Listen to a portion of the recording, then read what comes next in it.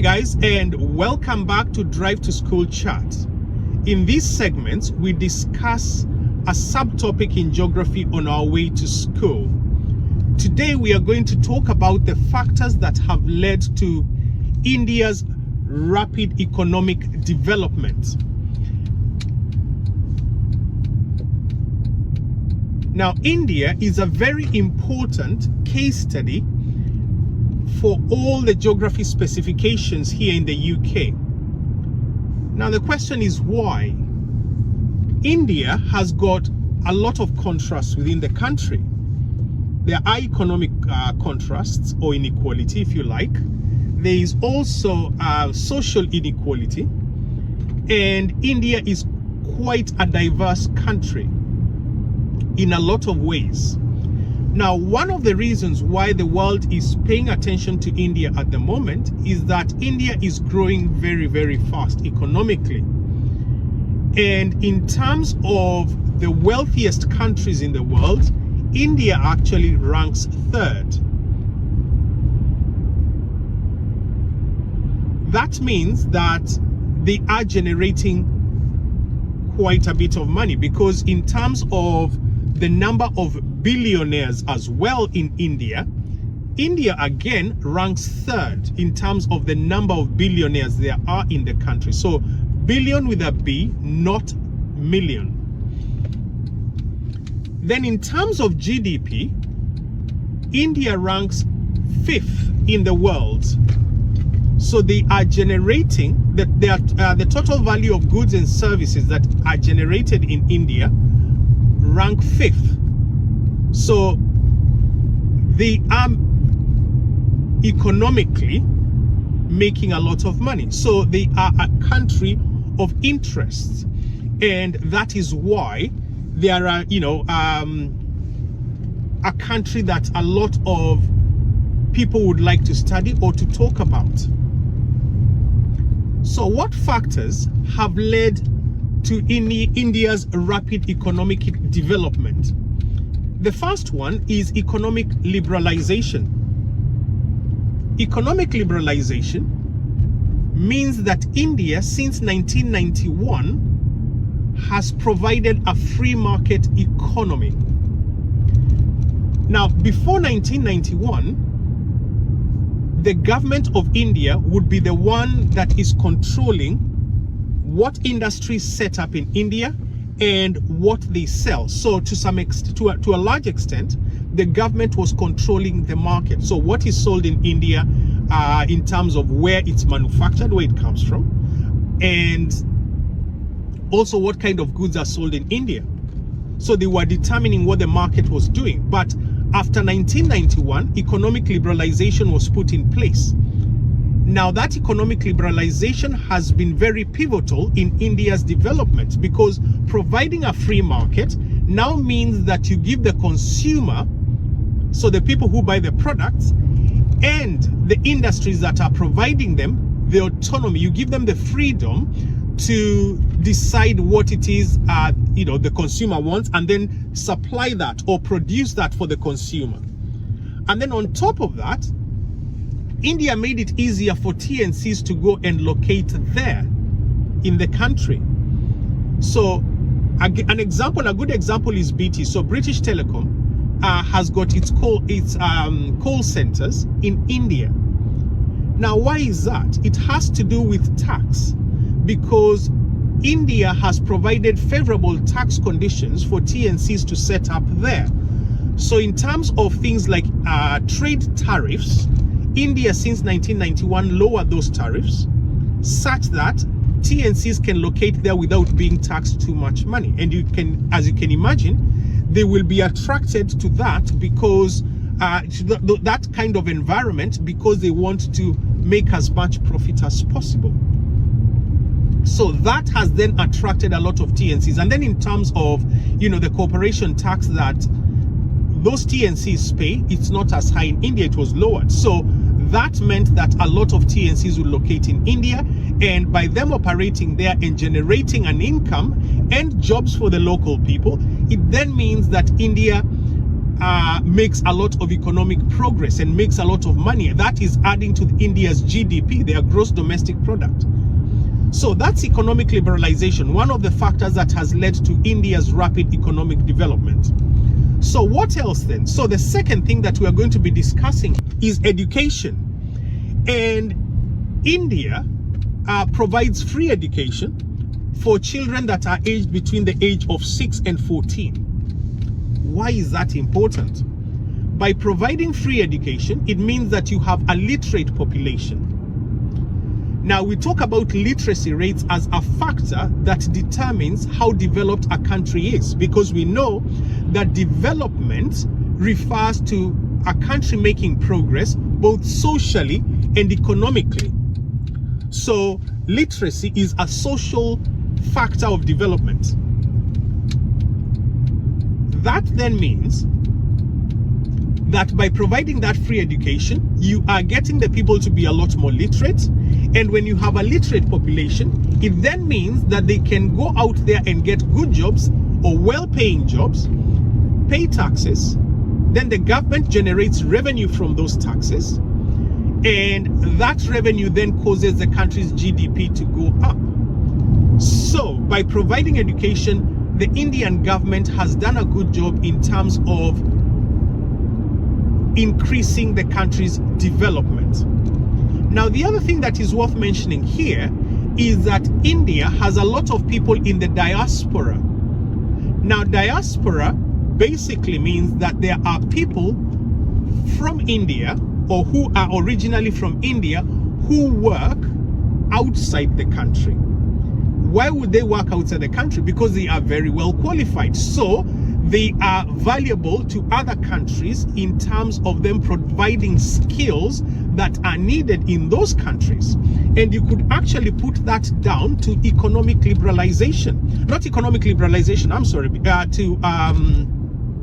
to that free education. Because by providing the education, then it means that people have the opportunity to get that education and then be able to work those jobs in other countries.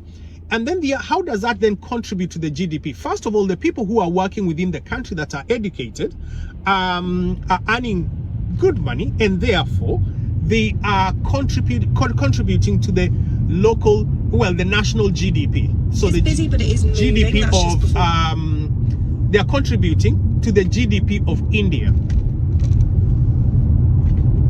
Then the ones who are working outside India are also contributing to some extent, because in geography we talk about remittances, and remittances refers to the money that people who are working outside the country send back to their home country, either to their relatives or, mostly to their relatives. And that money, in a lot of cases, is quite substantial in terms of the amount, and it also will contribute to the GDP of the country. So education has impacted, that free education has impacted India in several ways. Then the third thing that has contributed to India's development is infrastructure, investment in infrastructure. Now, the Indian government, again, has invested a lot of money into roads. Their roads have doubled. That then means that trade can take place within India. If you want to transport goods across the country, then that is made possible by the roads that have now been built. That again stimulates trade and earns money.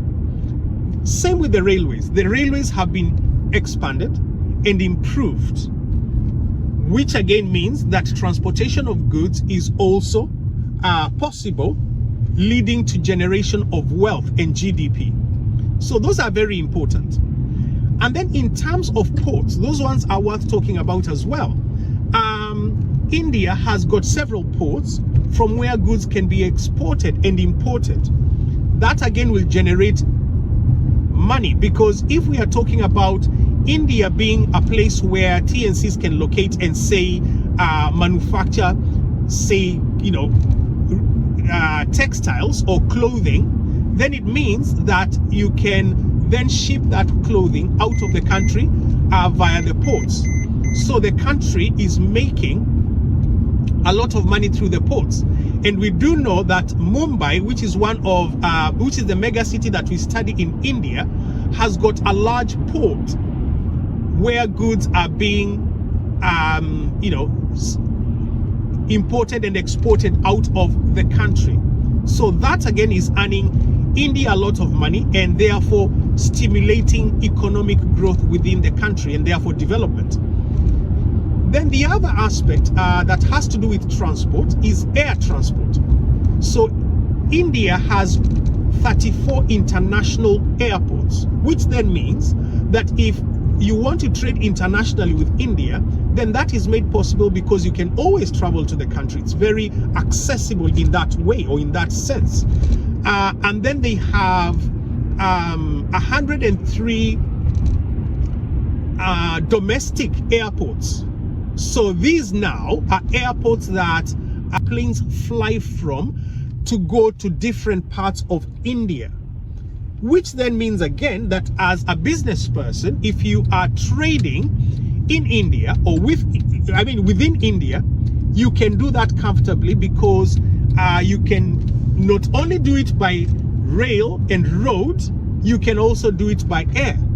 So all these have stimulated growth, economic growth in India, and that has been really, really important in India's development. So moving on then to the fourth factor that has led to India's rapid economic development. This is more of a historical factor, and that is aid.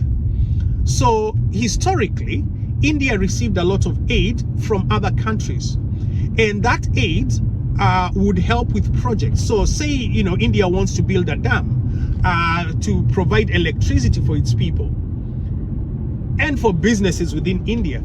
Other countries would contribute to that. They would give financial aid. And that obviously, traditionally or historically rather, provided a way for India to make economic development. However, that's no longer as important because India has made great strides economically, and as a result of that, they now no longer need aid.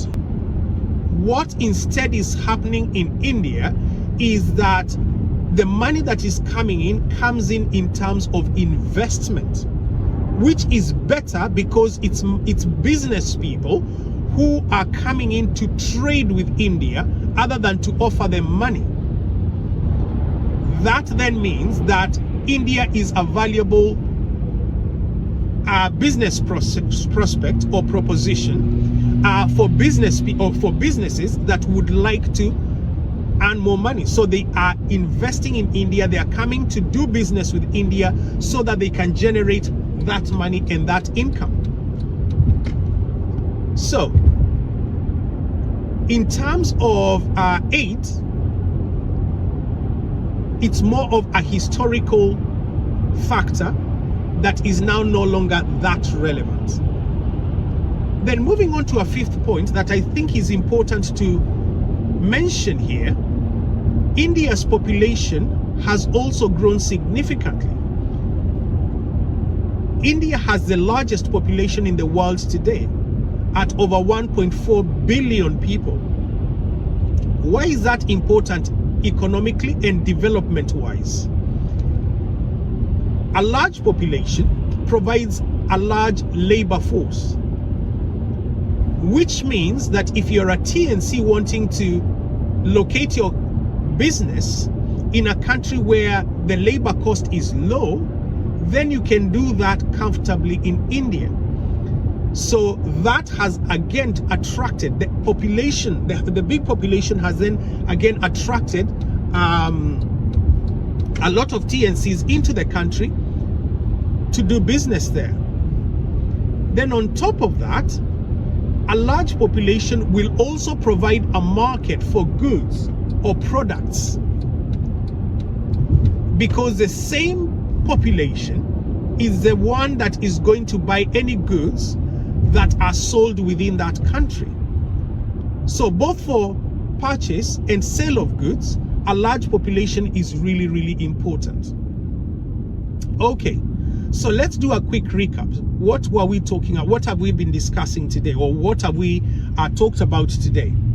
We have discussed the factors that have led to India's rapid economic development. The first one we talked about is economic liberalization, so India having a free market. Then secondly, we talked about free education for 6 to 14-year-olds, which is really important. Then the next one is investment in infrastructure, roads, railways, airports, and ports. Very important. Then next we talked about aid, but aid we said is more of a historical factor. And then lastly, we've talked about the population. Okay, so that brings us to the end of this Drive to School chat. Thank you very much for joining me in this journey towards excellent exam results. If you have any topic or subtopic that you'd like us to discuss on the way to school, please let me know in the comment section below, and we will be sure to discuss it one of these mornings on our way to school. Thanks once again, all the best, and see you again soon. Bye-bye.